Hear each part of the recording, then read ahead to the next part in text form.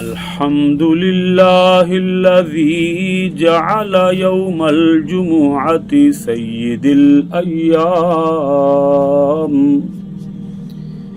ولا نعبد ولا نستعين إلا إياه، وهو الذي فرض صلاة الجمعة فاسعوا إلى ذكر الله، والصلاة على محمد سيد الأنام، وعلى آله وأصحابه الكرام، خصوصا على أفضل البشر بعد الأنبياء بالتحقيق، أمير المؤمنين أبي بكر الصديق، وعلى الناطق بالصدق والصواب أمير المؤمنين عمر بن الخطاب،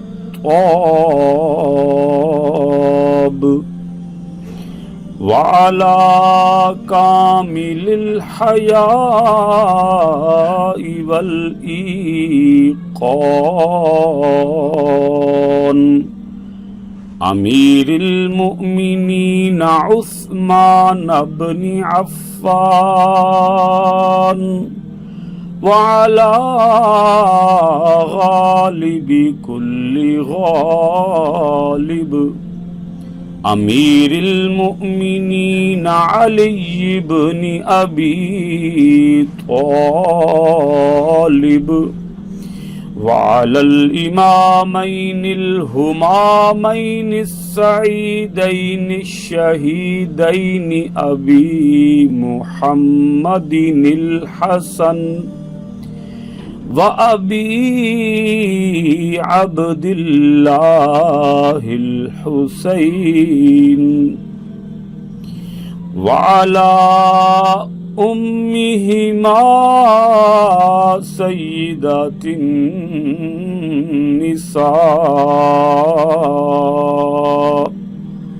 فاطمة الزهراء،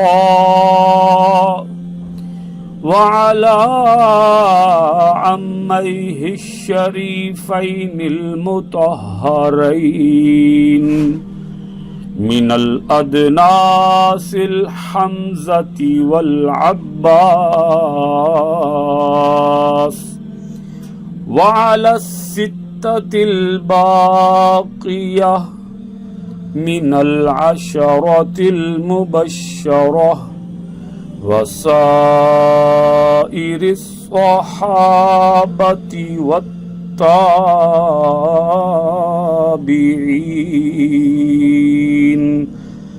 رضوان الله تعالى عليهم أجمعين. بارك الله لنا ولكم في القرآن العظيم، ونفعنا وإياكم بالآيات والذكر الحكيم.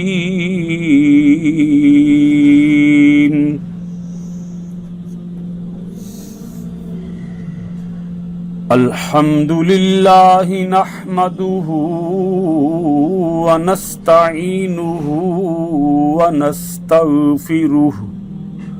ونؤمن به ونتوكل عليه،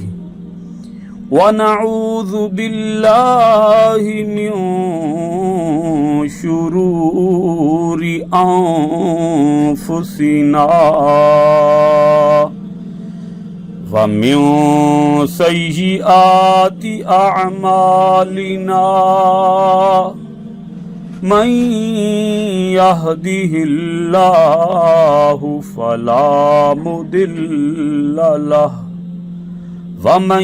يضلله فلا هادي له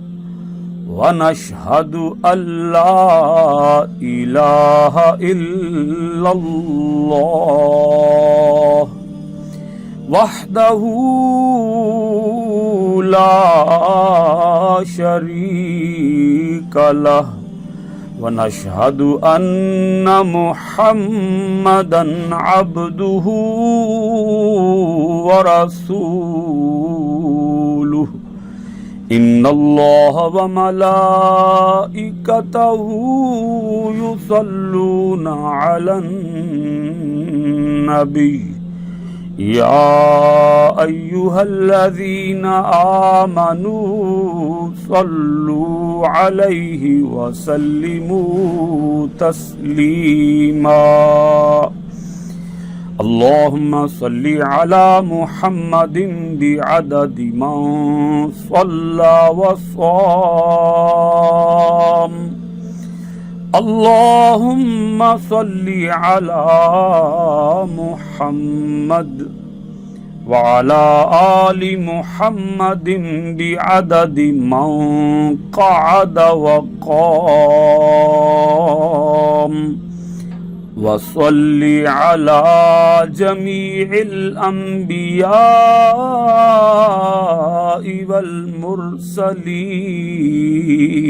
والمرسلين وعلى كل الملائكة كالمقربين وعلى عباد الله الصالحين برحمتك يا أرحم الراحمين يا عباد الله إن الله يأمر بالعدل والإحسان وإيتاء ذي القربى وينهى عن الفحشاء والمنكر والبغي يعظكم لعلكم تذكرون ولذكر الله تعالى أعلى وأولى وأعز وأجل وأتم وأهم وأكبر والله يعلم ما تصنعون